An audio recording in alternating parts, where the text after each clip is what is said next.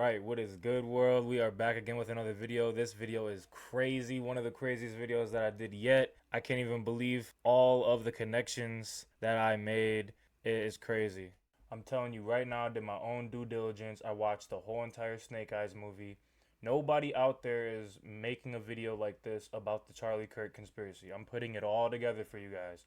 I stayed up all night connecting all these dots. There's a lot of like numerologies, a lot of symbolism, a lot of hidden messages. Today we are exposing the conspiracy theories, the conspiracy and all the hidden symbolism and the messages in the Charlie Kirk assassination with the Illuminati card game, the Donald Trump card, the Enough is Enough card, and then we have the Snake Eyes movie. And it says it right here. Believe everything except your eyes. So yeah, this movie Snake Eyes was crazy. I watched the whole thing, man. I'm telling you, and I sat there and I took notes, and I'm looking at the symbol. I'm looking for symbolism in the movie. I'm looking for all kinds of stuff, you know. So yeah, let's begin with this video. All right. So first things first, we have this picture right here. I want to start with the number 33. So as you guys know, 33 is the number of Freemasonry. It's the highest rank in Freemasonry. Okay. And it's actually crazy how much 33 pops up in this case. The manhunt ended not 34 hours, not 32 hours.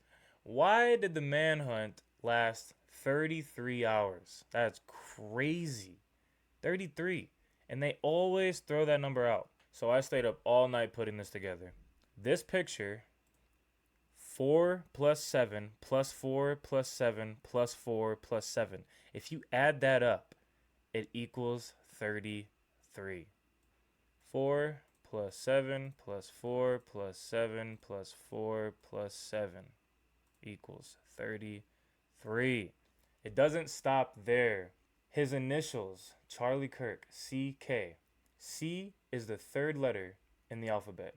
K is the 11th letter in the alphabet.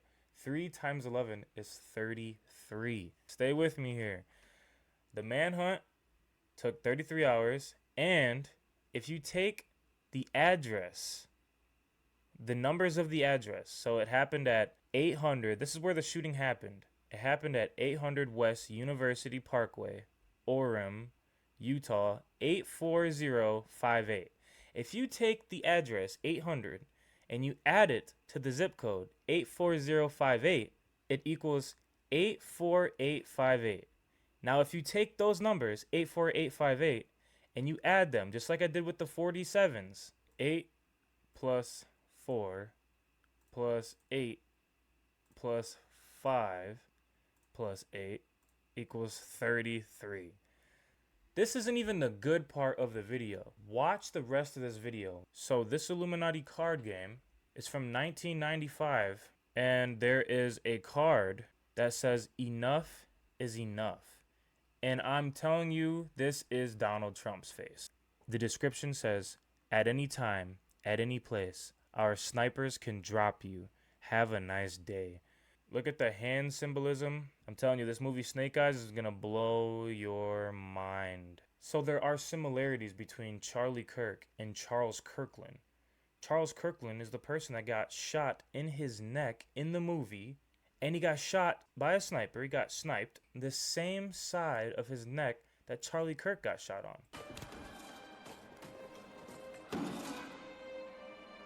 The same side.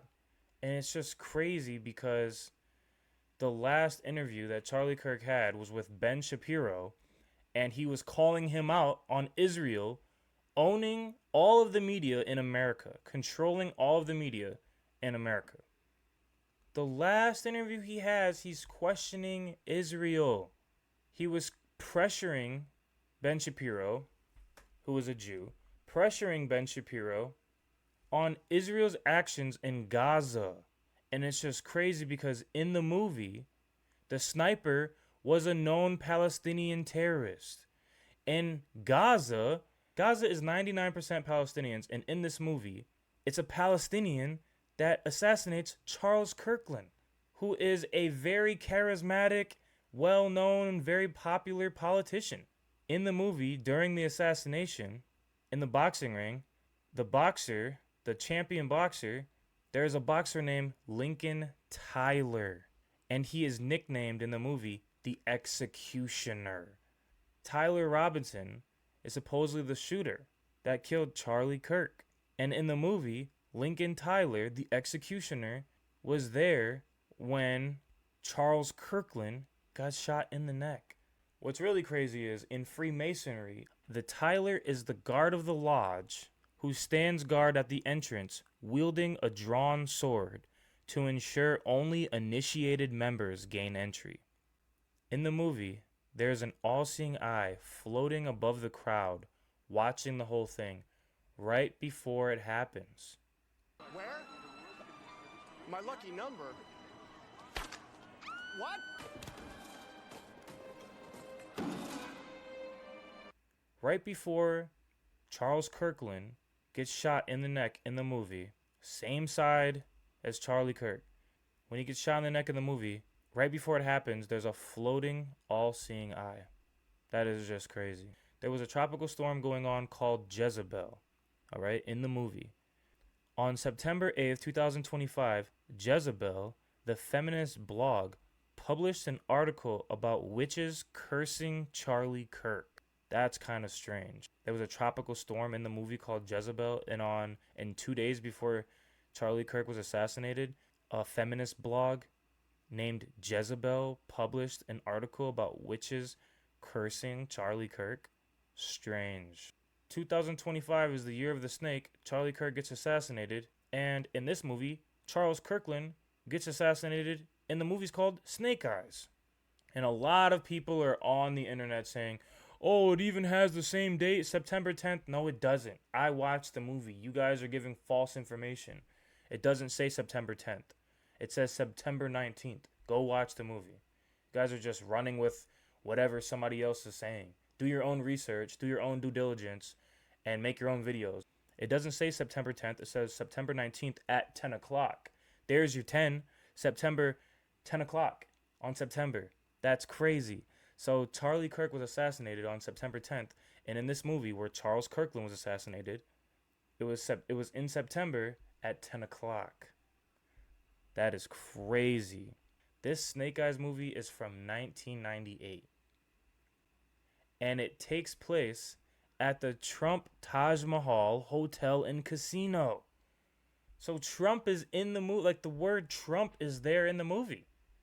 By the way, if you actually watch this movie, you will find out that in this movie, the all-seeing eye is actually a 360-degree camera watching everything. But I want to jump back to this card, man. This card from this card game, Illuminati card game that came out, I guess, in 1995. And it has Trump on here saying enough is enough. So I wanted to point to where this enough is enough kind of connects with Charlie Kirk. After Charlie Kirk was assassinated, Time magazine came out with a new cover, and it says enough. And it has Charlie Kirk, and it's all bloody red, and it's about the killing of Charlie Kirk. And it says enough. And in this card game, this Illuminati card game, it's literally called Illuminati. In this Illuminati card game, New World Order card game, it says enough is enough. At any time, at any place, our snipers can drop you. Have a nice day. With Donald Trump's face on it. And it says enough is enough. And he's angry. At 2 minutes and 15 seconds in the movie, they're talking about placing a big bet on Tyler. Play 54. On who? On who? On the bag of meat? On who? On Tyler. What? Oh, the whole 50? At 3 minutes and 45 seconds into the movie, Nicolas Cage, that plays Rick, the main character, says, I want to bet $5K on Tyler. I want 5 large on Tyler. 5 large, you got it on you? Let me see. At 5 minutes and 50 seconds in the movie, Rick places a big bet with $3,000 on Tyler, and the money has blood on it. 3 grand on Tyler. This was a little sticky. 2,900. I don't want this one. Why? There's blood all over it. Well, aren't you delicate? I thought there was some symbolism there with the blood on the money. Tyler! Woo! Neptune high, right? Check it out right here. Goose Sea Devils! You and me, Tyler! Yeah! Go Tyler! So the movie freezes right here, but he literally says, "Go Sea Devils. Yeah, Tyler, go Tyler." He's talking about like the old team I think they used to be on in high school in the movie or whatever, but he literally says, "Go Sea Devils." I thought that definitely has some symbolism. Go Sea Devils. That's actually crazy. At 7 minutes and 45 seconds into the movie, the Secret Service guy that's protecting Charles Kirkland, he's talking about Charles Kirkland when he says this. He says, Great idea. Put a flashlight on your head while you're at it." Great idea. Put a flashing light on your head while you're at it. And Charles Kirkland is called a real publicity hound. He calls him a real publicity hound. Kirkland's high profile. He's all over the news and brings the nutcases out of the woodwork. He's a real publicity hound. Look at this. The Olympic Games, and now the distinguished Secretary of Defense of the United States of America, Mr. Charles Kirkland. I mean, this is mimicking Charlie Kirk. It even has the same exact name and the same personality or charismatic atmosphere around him. Like, this is crazy. Then at 13 minutes into the movie, Charles Kirkland is told he is the one who is going to be sorry. Listen to me, Mr. Secretary. I am telling you, you are the one that's going to be sorry. Right after that, he is shot in the neck in a crowd full of people on the same side of the neck as Charlie Kirk. Right after he is told this, a floating, all-seeing eye is seen above the crowd. Where? My lucky number. What? Then he is shot. So she tells him, "You are the one who's going to be sorry." And then you see an all-seeing eye floating above the crowd, watching it. And then he's shot in the neck. Then, 25 minutes into the movie, Lincoln Tyler wants to know if Charles Kirkland is dead. Look, the guy, the secretary. And Lincoln. He's dead, isn't he? Lincoln, if you have a question, let me ask it for you. Look, Mickey, I just want to know if the guy is dead. Is he dead? Think about this for a second. Lincoln Tyler wants to know, and this is at 25 minutes. So it's just crazy to me because we're in the year 25. 25 minutes into the movie, Lincoln Tyler wants to know if Charles Kirkland is dead. Whoo, that's crazy. Nicolas Cage proceeds to talk about how it's a coincidence that he got knocked out right before the assassination. So he's talking to Lincoln Tyler about some conspiracy angle in the assassination and talking about coincidences in the assassination of Charlie Kirkland. 28 minutes and about 40 seconds into the movie, Lincoln Tyler says he didn't know they were going to kill someone. They didn't tell me they were going to kill somebody. Who? Who didn't tell you? Then, 38 minutes into the movie, Nicolas Cage, who plays Rick, says, "It's a conspiracy, right?" Whoever was on the other end of that radio was 5. 5 people make a conspiracy, right? Yeah, look, anything's possible, but I gotta tell you. Like, in the movie that they're talking about a conspiracy, in the movie that's used to prove a conspiracy, they're talking about a conspiracy. Just wild. 43 minutes into the movie, and they show it was an inside job, and the Secret Service was in on it. Good shot. I'm shot. I'm sorry.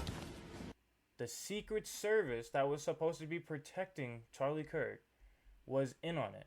So it's showing in the movie that the government was in on Charles Kirkland's assassination. And the Secret Service guy ends up being corrupt and kills everyone that's involved that knows the truth about the assassination. He kills everyone involved. Because a soldier deserves better. Jesus Christ. But they're literally showing that it was an inside job and that there was government involvement. This is crazy. And then this Secret Service guy is top rank in the military, like top guy. And there's actually a part in the movie where Rick, Nicolas Cage, who plays Rick, actually spits on all of the badges that are on the Secret Service member's jacket or coat.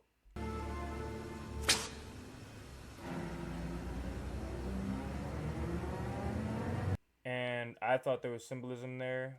51 minutes and 33 seconds into the movie, they hit the floor 33. And at the hotel? And at 1 hour and 14 minutes into the movie, the corrupt Secret Service guy says Charles Kirkland was a baby kisser. He was a baby kisser, not a soldier, and started playing games with real soldiers' lives. Charles Kirkland was a politician, a baby kisser, not a soldier. And when the political wind said cut defense spending, he started playing political games with real soldiers' lives. 1 hour and 18 minutes into the movie, the corrupt Secret Service guy says, Snake Eyes, the house wins. Snake Eyes, the house wins. And he showed that he made a deal with Tyler, with Lincoln Tyler. What about Tyler? If he talked to me, he'll talk to somebody else.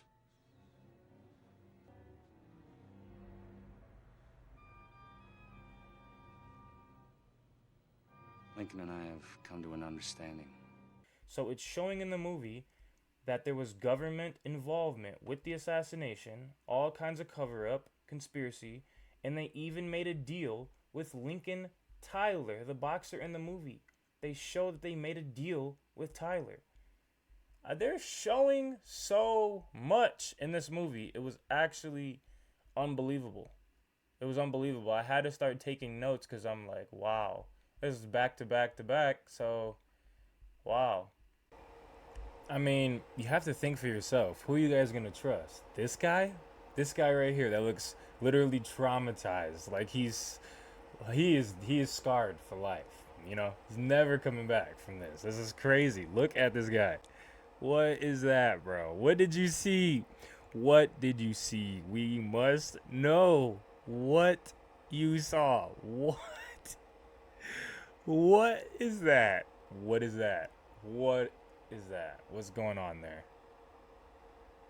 Sheesh. That's pretty much all I wanted to cover for today. Absolutely mind-blowing. The world is a stage. Be careful when you're putting your energy into something. Be careful. Be mindful.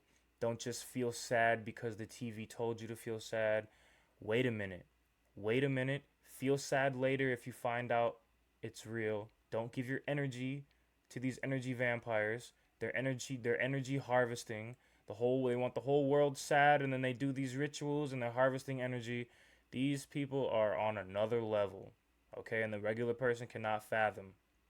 So be careful and be mindful of where you're putting your energy. And that's pretty much all I wanted to cover for today. I appreciate if you stayed for the whole video. Like, comment, subscribe, follow me on social media. I appreciate your time. Stay tuned for the next video. Peace.